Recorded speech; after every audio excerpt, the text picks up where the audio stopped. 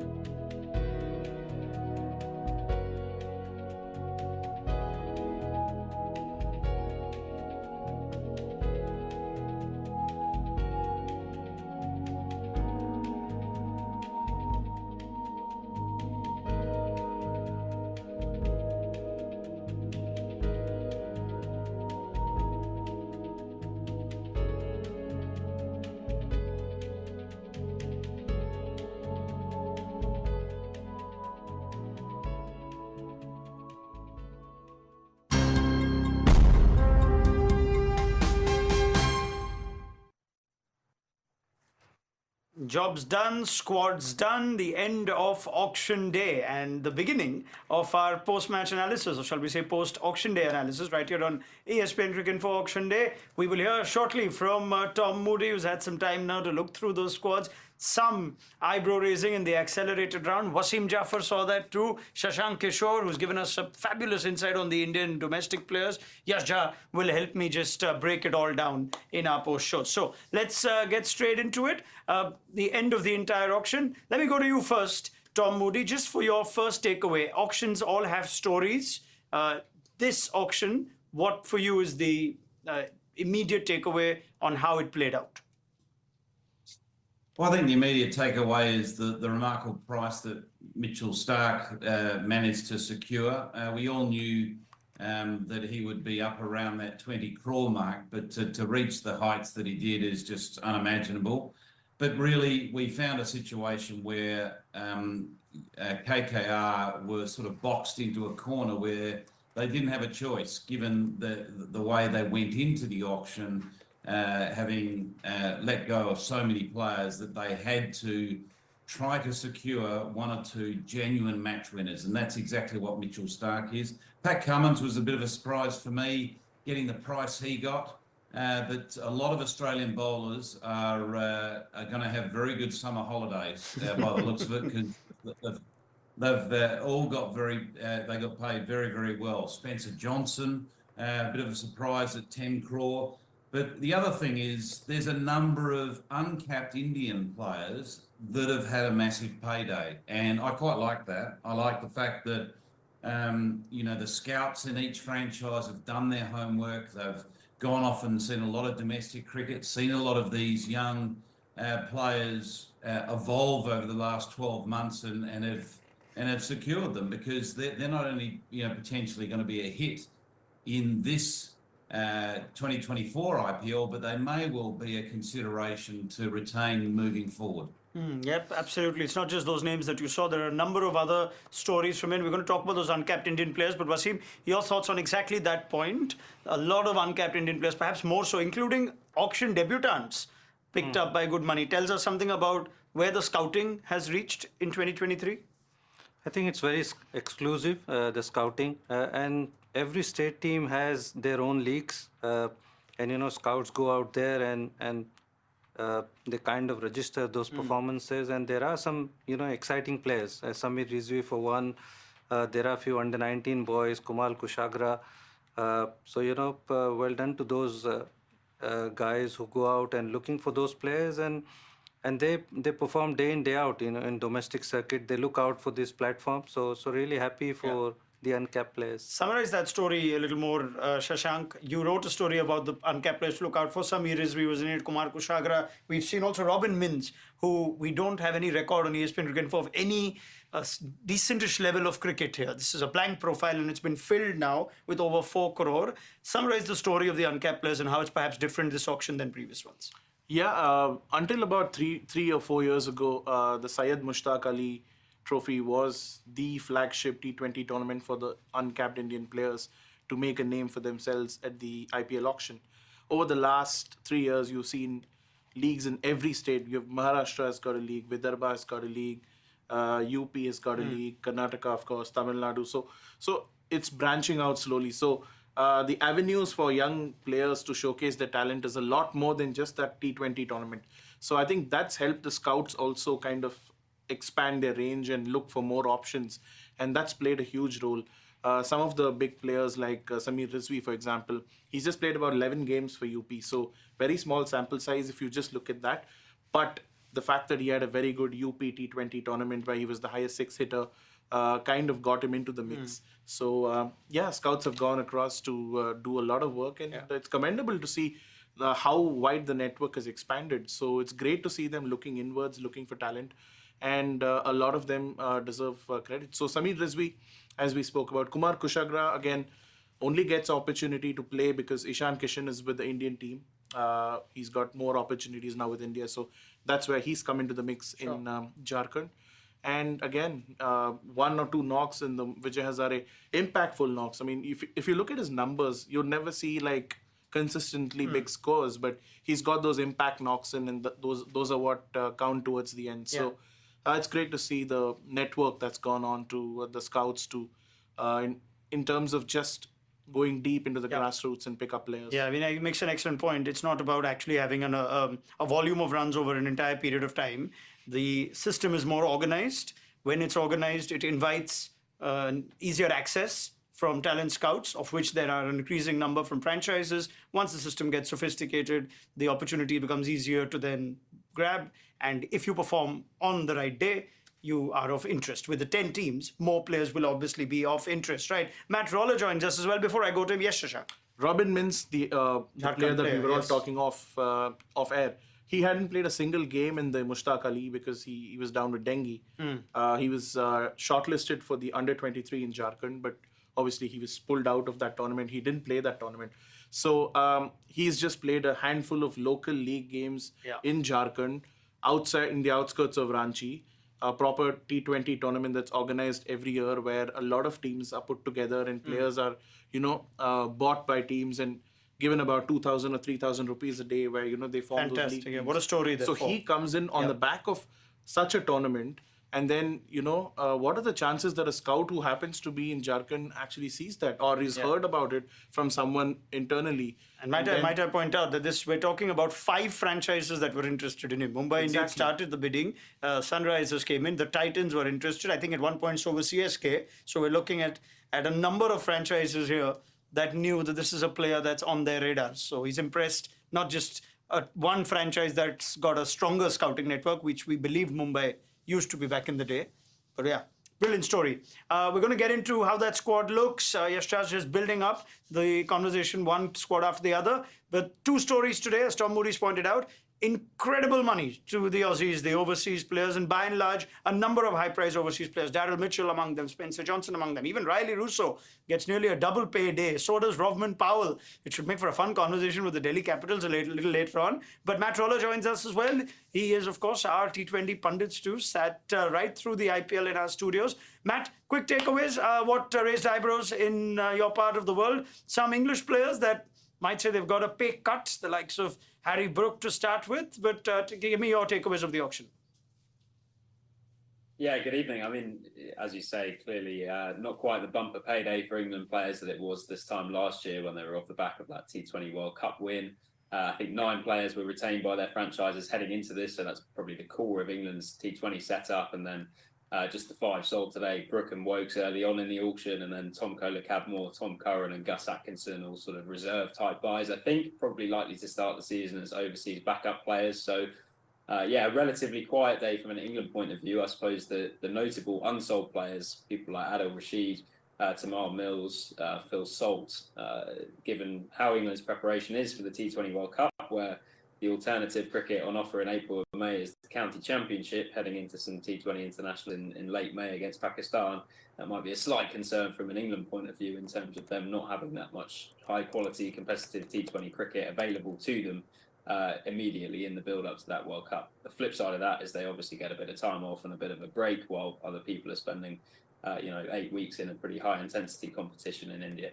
Okay, let's go squad by squad, shall we? And we'll have, since we have Matt on right now too, maybe we'll start with the Delhi Capitals. Because there's a story here on the Capitals who released 2 middle-order players who are uncertain about the fitness of both their captain as well as their strike fast bowlers in Anrik Nortje and Lungi Ngidi. No timeline on their return. Harry Brook, we thought, was a steal buy. I'm going to come to Tom Moody in just a second, but let's just wrap it up. They pick up Shea Hope, they pick up Ricky Bui, and they pick up Kumar Kushagra for a serious amount of money. That's a lot of wicket-keeping options. You can understand why with the Pant situation. Jai Richardson, who we've not seen fully fit in the IPL for a while now, also picked up for big money towards the accelerated round. And a few more uncapped players. Rasik Dar gets a franchise, Sumit Kumar, Swastik Chikara towards the end. Jha, what did they come in with into this purse? Nearly 29 crore, 28.9 crore is what they had to fill in a maximum of 9 slots with 4 overseas. You thought the wicketkeeper was needed. They bought quite a few. We thought an overseas quick backup was needed among the major points, and that they got with Jai Richardson. Yeah, assuming he stays fully fit. Tom, lots of batting that's come in, middle order batting, Harry Brook amongst them. They also had Powell and they had Russo. They nearly went double to buy Russo back at the accelerated round than what they had retained him for. Makes sense on how Delhi's auction has been. Yeah, I was a little bit confused with, them in that sort of bidding war for Riley Russo. But they'll be very happy with the Harry Brook pick up at 4 crore. He's a very, very good player and will fit in nicely in that middle order where he belongs. He's certainly not at this stage in his career, he's not a top order player. He's well suited at 4 and 5. They quite rightly needed to cover off the keeping options, both overseas and also local, which they've done well. And I think the Jai Richardson selection is a good one. He's a highly skilled pace bowler, and he's back to full fitness. He's bowling particularly well in his comeback over the last few weeks here in Australia. And Ricky Ponting would have had a very, very close eye on his progress there. So, they've had a pretty steady auction, I reckon. Tristan Stubbs is another one that picked up at base price. Another power hitter, which I suppose they're seeing as a replacement for Rovman Powell. So they'll sort of consider that as a financial win. But they've had a busy auction, but a pretty sound one. Well, how much are they going to rely on those uncapped players? We saw Kumar Kushagra is in that. Is he at best a backup to Rishabh Pant? Could he possibly force his way into this team? I think he'd be a backup for Rishabh Pant to begin with. But it again depends. If Rishabh Pant is not going to keep and only play as an impact player and as a batter, then you are looking at Kushagra coming in to keep wickets, right? So, yeah, I think he will get his opportunity at some stage during the competition. It remains to be seen how satisfied they are with his batting abilities. This isn't to say that he's any less a batter, but, I mean, you can't, obviously, it's going to take a lot for him to match the same quality as like someone like a Pant may bring to the table. So that's the only consideration they may have. Yeah, quickly, Matt, is Harry Brook going to boss it at his new franchise at a much lower fee? Well, I think that the crucial thing is whether Ricky Ponting gives him a more stable role than he had last year. He was up and down the order at some rises, and I think it ended up being that century he hit at Eden Gardens ended up being a bit of a curse for him in some sense, in that he ended up being used out of position for far more of the season than he probably should have. I think, as I see it, Delhi's fortunes are going to rely a lot on a couple of Indian players who were missing.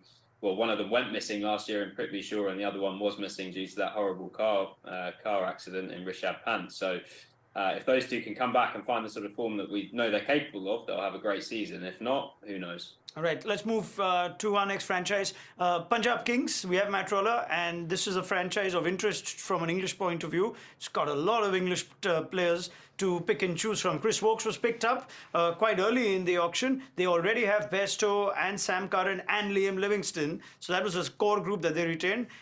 Shah Rukh Khan was let go of. What did that leave them with, Jah? 29.1 crore coming into the auction with a maximum of 8 slots to fill, 2 overseas.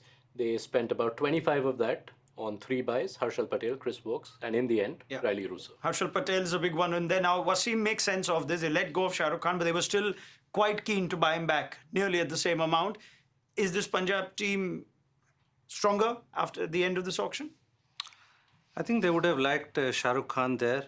Probably would have made them a little bit more stronger, considering he was a finisher. An Indian finisher is a rare commodity. But I think they'll be happy. They bought the price. They bought all the players for a higher price. But I think they'll be happy with the players that they've got. Tom, they will now have had the most expensive Indian signing from this auction in Harshal Patel at 11.75 crore. Is that the right fit for him? They already had Arshdeep, they had Rabada, they picked up Wokes. Harshal Patel going to Punjab, and as we look at that squad one more time, Riley Russo also getting there for nearly twice the money towards the end of the accelerated round. Makes sense of Punjab Kings? Yeah, I think so. I think Harshal Patel is arguably probably the best bowling option that was available amongst all the Indian players in the auction. He's got a wealth of experience. You get him on a slower track as well. He can be very much a handful. So forget, I suppose, the 11.75 price tag. It's more about, they've got, a secure and experienced domestic player that will certainly fit into their playing 11. Lots of English players in that team, Matt.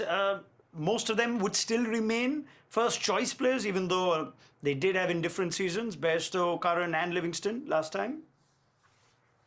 Yeah, and add Wokes into the mix as well. I think you can tell that it's a team put together by Trevor Bayliss, who obviously spent 4 or 5 years in charge of England. I look at the Punjab team. I wonder if they've got enough in terms of sort of strike bowlers. I think most of the bowlers in that side are relatively defensive options, particularly if you pick Ellis ahead of Kagiso Rabada like they did at times last season. Harshal Patel probably fits into the same category, and he's more someone you'd use at the back end, at the middle and the death of the innings than a strike bowler in the power play. So I'm not 100% sure where their power play wickets are coming from.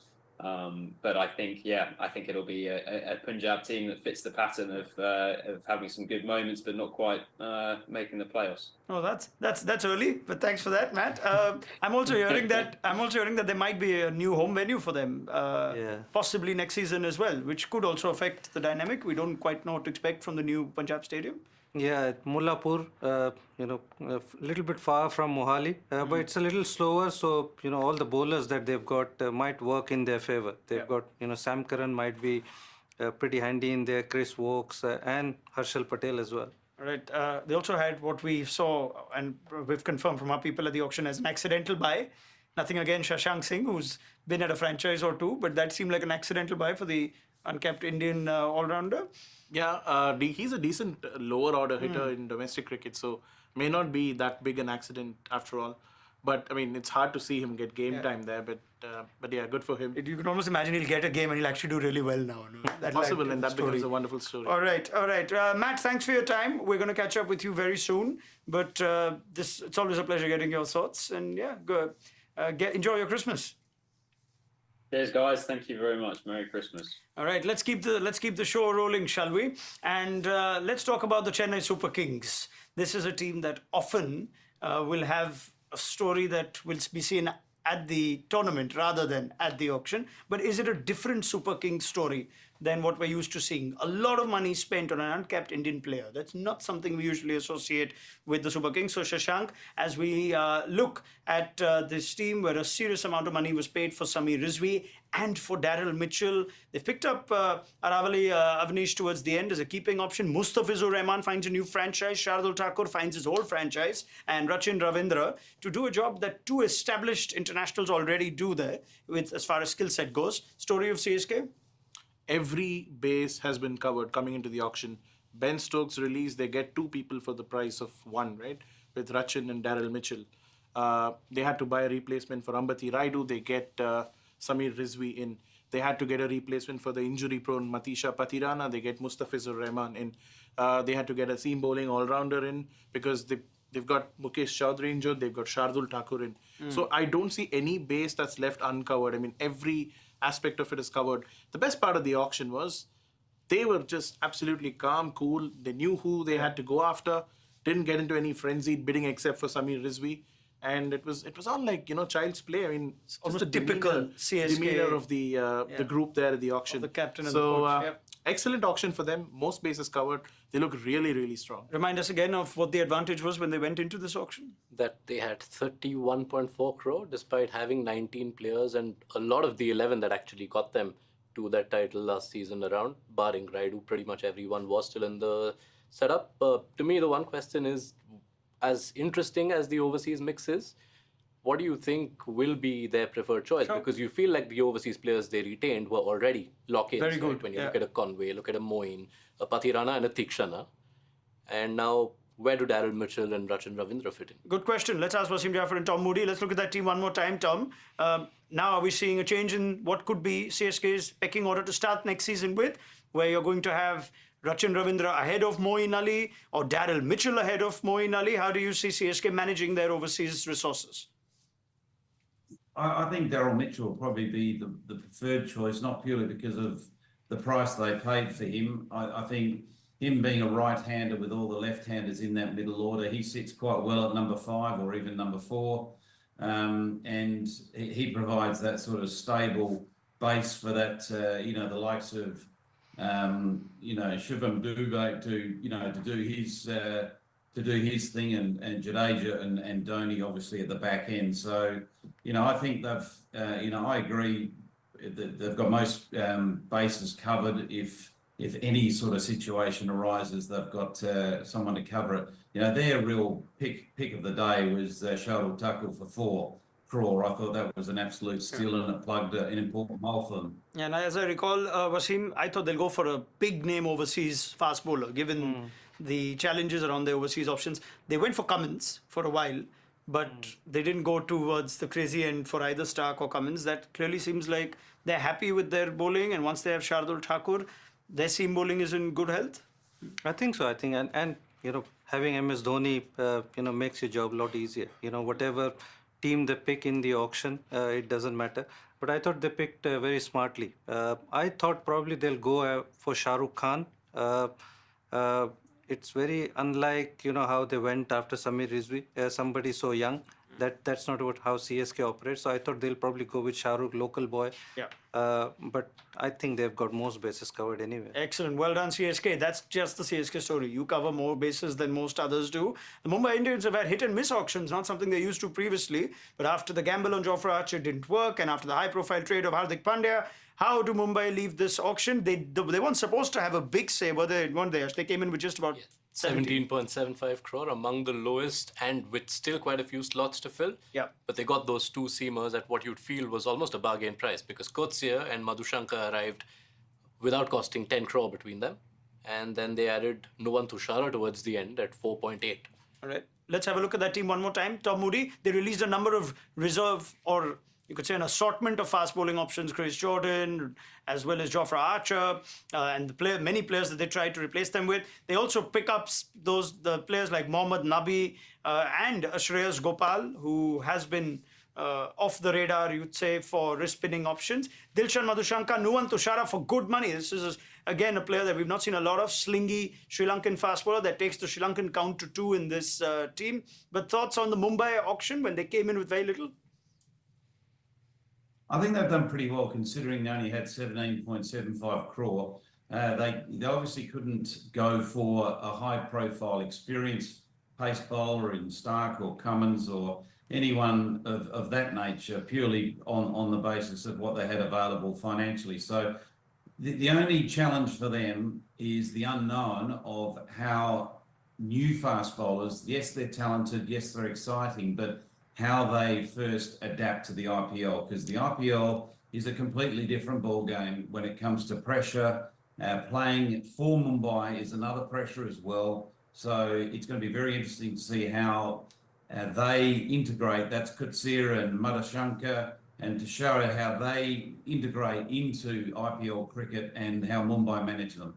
All right. As of now, that's what the team looks like. And one would assume that is what the team will look like come the start of next season. But for conspiracy theories that you are either inclined or disinclined to believe in as far as trades go, can't rule anything out anymore. KKR, they had a lot of work to do at this auction. That is what Tom Moody said when he previewed the auction. They have come away with the most expensive player in IPL history in the form of Mitchell Starc. They were quiet earlier on up until the Starc bid began, and as a result, they had to make do with some buys at the accelerated round when they spent a large chunk of their purse on Starc in KS Bharat. There is an Indian keeping option. There is an IPL franchise for the likes of Shafeen Rutherford, Mujibur Rahman and Gus Atkinson, as well as Manish Pandey, who Gautam Gambhir is always rated quite highly whenever he's spoken of him on our shows. Ramandeep Singh, Chetan Sakaria and Shakib Hussain wrap things up. Look at that team, Tom Moody. They came in with a lot of work to do. Have they done most of it? Well, they've done one of the most important things, and they've got a match winner in Mitch Starc. They ideally would have liked to have paid, 5 or 6 crore less than they had to, but that, obviously compromised the rest of their option. But I think they've got one main base covered, and they were quite clever in the way they picked up a few other pieces to make up the balance of their side. I still feel they don't look as strong as a lot of the other teams. And a lot of that's down to the fact that they were backed into a corner with the whole Mitch Starc process, how that sort of played out. They got to a point where they couldn't pull out of that, and because there was no other bowler of that caliber left in the option. Does that scream of a team of multiple options in the squad, or simply what we've known of KKR, strong 11 Shashank, and perhaps not necessarily proven replacements on the bench? We look at it one more time. Any exciting domestic players that could cover for what we think is a team that is usually reliant on their first team to be fit for a large part of the season? I think Chetan Sakaria is a good buy, good value buy. Indian left-arm seamer, swings the ball back in.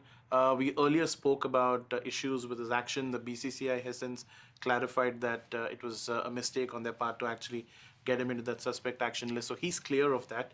So Chetan Sakaria is a good buy in terms of the uncapped. The big standout, of course, is their focus on spin.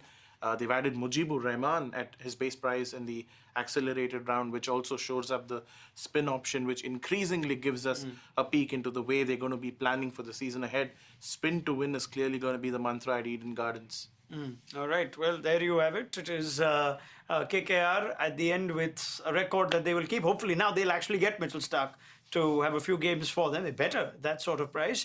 Starc goes to KKR, Cummins goes to SRH. And that was the headline that was made earlier when Pat Cummins first registered a record as the most expensive IPL player, only to be broken shortly after by Mitch Starc. Interesting strategy from Daniel Vittori and the new management at Sunrisers Hyderabad. It's a really formidable 8 overseas player squad, isn't it, Tom? Everyone, there's a case to say that they're good enough to make an IPL team. They all are first choice players for their international sides. But the acquisition of Travis Head, Wanindu Hasaranga, as well as Pat Cummins at that high price, how does that shift who SRH's first choice overseas players are? All I can say is good luck picking the 11. I think it's an outstanding squad that they've put together. And what created that platform was the absolute steal of Hasaranga at 1.5 crore. That's as big a story, in my view, as Mitchell Starc's 24 plus crore. I think the Hasaranga is an absolute steal. that just opened up the door for them to have a lot of flexibility around building a formidable squad. The real challenge that Sunrisers will have is what are the 4 overseas players they're going to play, and how is their top order going to stack up? Because I did hear a little bit of footage of Matai Muraliduran saying that Travis Head will open the batting. So that then is a clear statement that either Abhishek Sharma, Mayank Agarwal or Rahul Tripathi are not batting, at that position 1 or 2. Yeah, I wonder if you have to make that call, Wasim. Mayank Agarwal was left out and then brought back. He had an indifferent season. Abhishek Sharma is a player you want to start with. He's shown enough to earn that spot, but that's 2 left-handers at the top. Assuming Travis Head is going to be in that team, what's Sunrisers' opening combination for you? I think Abhishek Sharma is in very good form. So is Mayank Agarwal. Wasn't he recently player of the series as well? At Mushtaq Ali, I think it was, or Vijay Hazare? Yeah, he had a good Vijay Hazare. Vijay Hazare, sorry, yes, Wasim. So, 1, 2, 3 was picked himself. So now Travis Head comes. So it's kind of a confusion. Again, who captains the side is another question. If Aiden Markram is a captain, then, who you pick, whether Pat Cummins plays or Hasaranga, that's another question. They needed to strengthen their spin bowling attack, which they did with the Indian as well as the overseas. But I think you might see the captaincy shift in this franchise. You might see possibly. Pat Cummins captain. Again, the experience of him captaining in this format is very little. He's captained Test and One Days. He hasn't captained in this format, so that's going to be a challenge. But I think they put together a very good side. Yeah, it does still seem like they will go for 3 overseas batters in Head, Markram, Klaasen and Pat Cummins. It's tough to see which 2 out of Head, Markram and Klaasen they can actually afford to leave out. Remember, there isn't a screaming Indian keeper option in that team either. Let's go to RCB, shall we, and see what they had to do into this auction. Now, the Cameron Green trade affected their purse going into it. Yep. 23.25 crore is what RCB were left with coming in. They still had a maximum of 6 slots available. You didn't think they had much of a bowling attack because Siraj and Topley were the only mainstays remaining. And as a result, they spent nearly half of that purse on Alzari Joseph. They had gone up to around 20 crore for Pat Cummins. Yes. So it was clear what their strategy was. They got Alzari at 11.5. They added Yash Dayal at 5 and then got Lockie Ferguson and Tom Curran towards the end. So they have filled the bowlers, but are they the kind of bowlers which will answer that usual question for RCB? Can they contain runs at Chinnaswamy? Very good question. RCB fans will be looking at this team, Tom Moody, and saying, we let go of Harshal and Hasaranga and we've replaced them with Dayal, Joseph, Tom Curran, and, well, Lockie Ferguson, if you want to put him in that, picked up late at the accelerated round. Is that a win? No, I don't think it's a win at all. I think they're back to where they started, to be honest with you. I think that the Cameron Green trade compromised their whole auction and what they possibly could have done and what they possibly needed to do in this auction to solve their issue being, having such a poor record at home. So, I don't think it's a bad side because they boast such an incredible batting lineup and some wonderful match winners in there. But again, there's no one that really stands out to me as someone that's going to be able to take wickets, be able to close games effectively, consistently, in the recruitment that they've made. Okay, RCB questions still rise. I'm not going to ask you for an opinion on this because you are biased when it comes to RCB. All right? Otherwise, you've been brilliant today and objective. Do you want to add something anyway? No? Yeah, the bowling attack looks, still a little incomplete. And that's because they let go 2 prized possessions of theirs because of the price tag. So the reasoning at that point was that they wanted more options. But it was strange that they didn't even look to bid and buy back one of them at least. Okay. So There's that was no kind of spinners in that team as well. No spinners. They haven't learned after letting Chahal go. Yeah, they've got Karan Sharma. Yes. But that's the only option. And young Himanshu Sharma. But again, he's very, very, very raw and completely a rookie at the moment. You don't need spinners at the Chinnaswamy. Yeah, you don't. No, you don't need anything. You don't need bowlers at the Chinnaswamy. Just like gun down 200 plus every time. But they have work to do. Andy Fly and the new team management at RCB. Gujarat Titans, on the other hand, what an interesting auction they have had. They could have taken the Mitchell Starc bid to anything and yet won it. Because KKR were literally falling first on their knees and then nearly on their face with what that 24.75 crore meant. But Ashish Nehra, in his traditional fashion, just said, fine, take him and then instead spend 10 crore on Spencer Johnson, who we know is highly rated. I'll get Tom Moody to come in on that. But there's another story there, Shashank, about the Indian players that they've gone for. Shah Rukh Khan at a big amount, Robin Minch towards the end at a pretty big amount as well. How have they played this auction?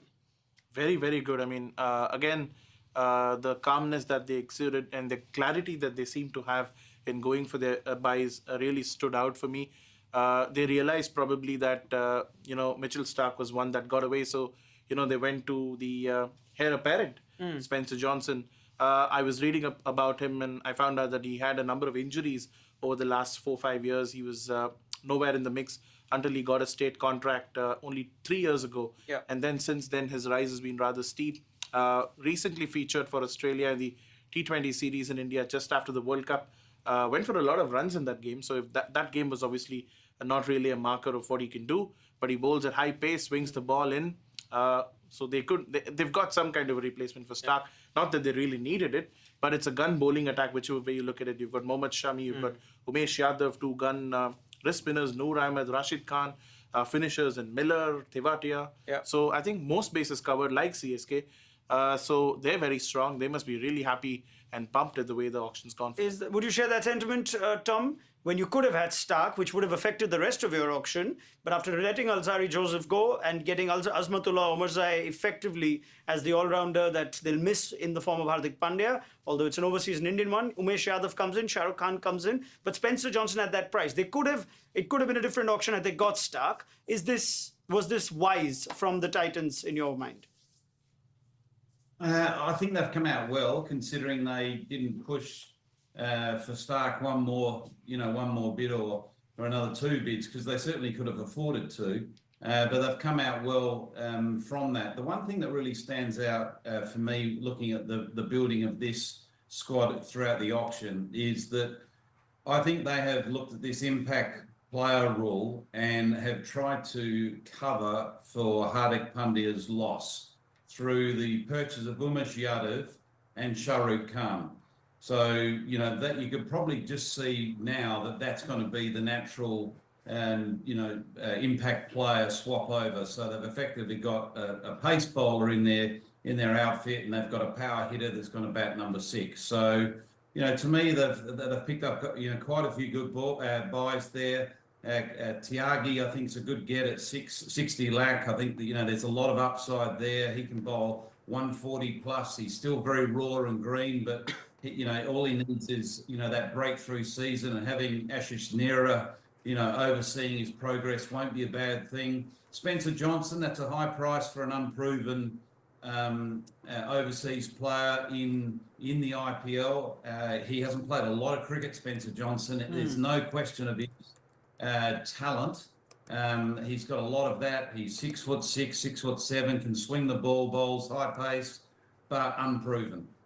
All right, and they did come into this auction with the maximum purse, Yash, and they still leave with a significant amount, so they haven't quite spent it. Yeah, they haven't exhausted most. What of did it they have at all. left? 7.8, I think a little under 8 crore. I thought that was the most, but Delhi Capitals also have 10 crore. Yeah. But I wonder who they'll give that to. But that's a question for a little later. Rajasthan Royals set the auction rolling. And as it turns out, Rovman Powell was one of their big signings.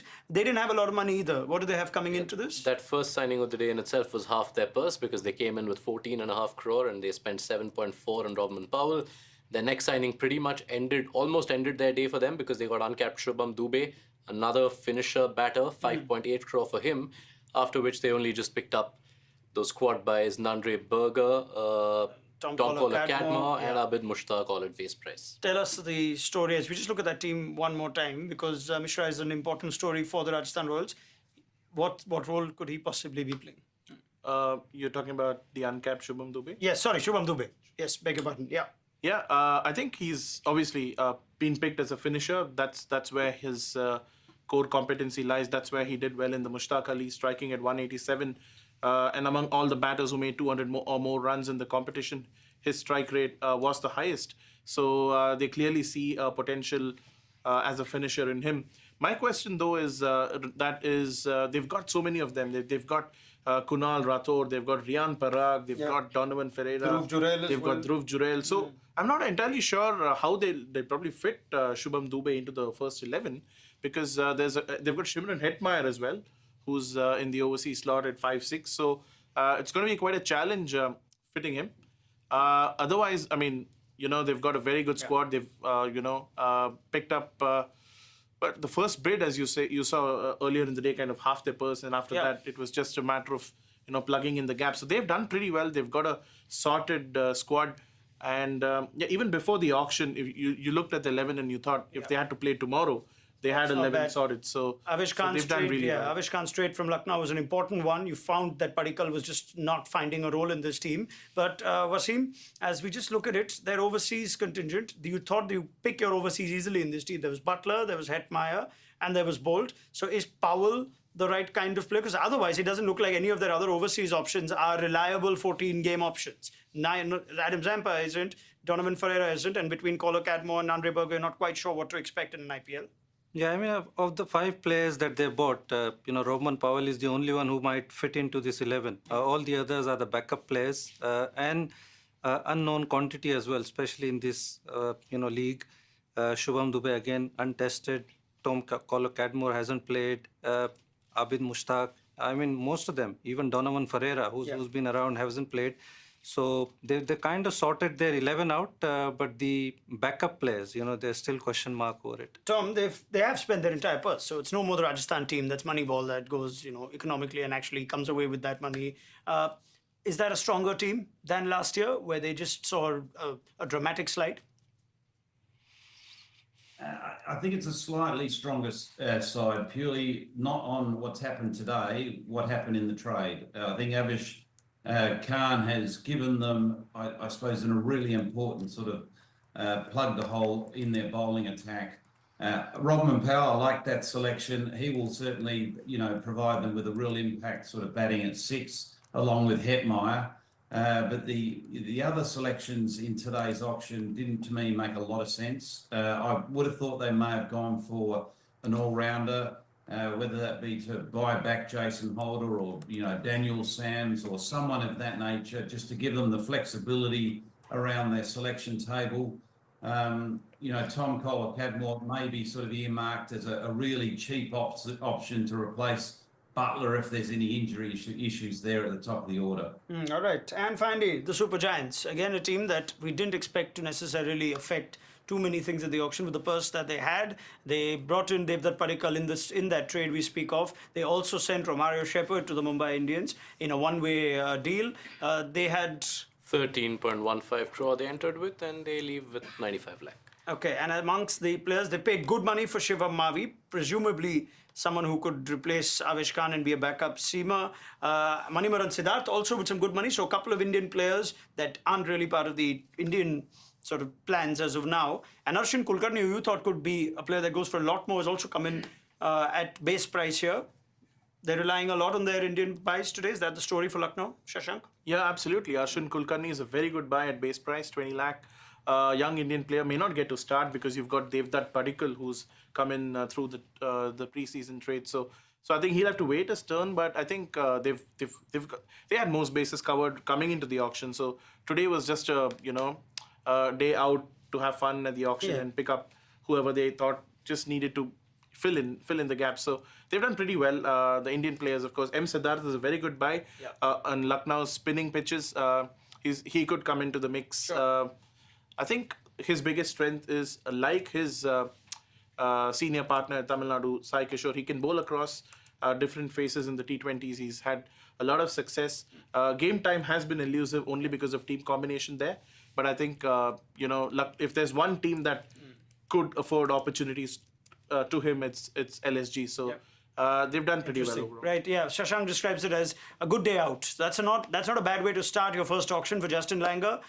Tom, amongst the overseas questions that he had, LSG fans would be saying, are Willie and Turner the best backups that we could have got amongst the plethora of options that were available?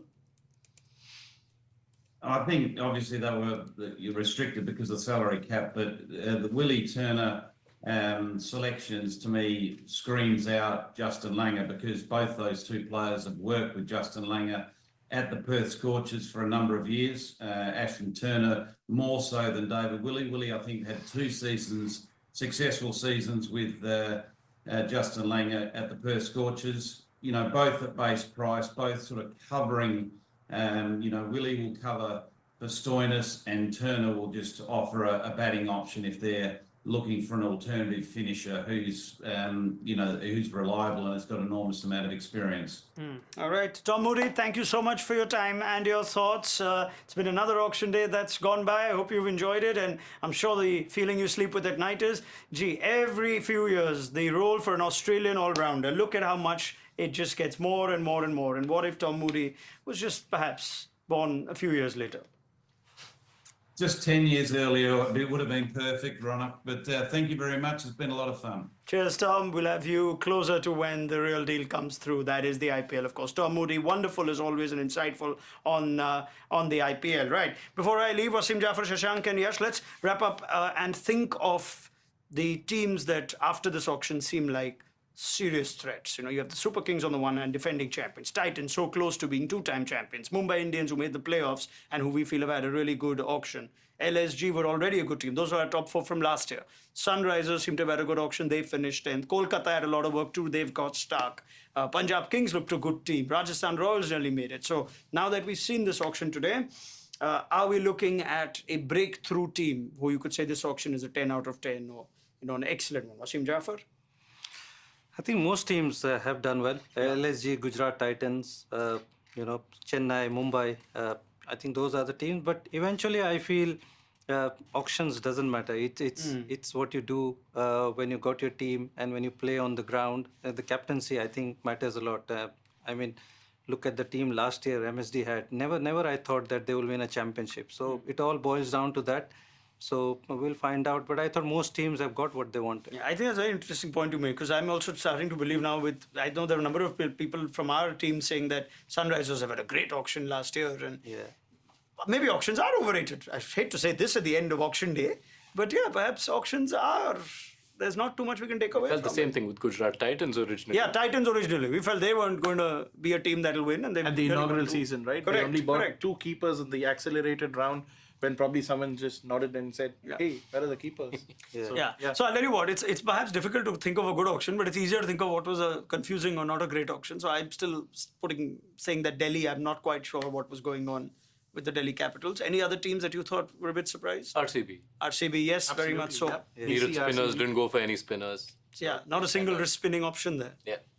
DCRCB look very wonky still. Yeah. Okay, so let's just have some fun here. Top 4, come IPL 2024.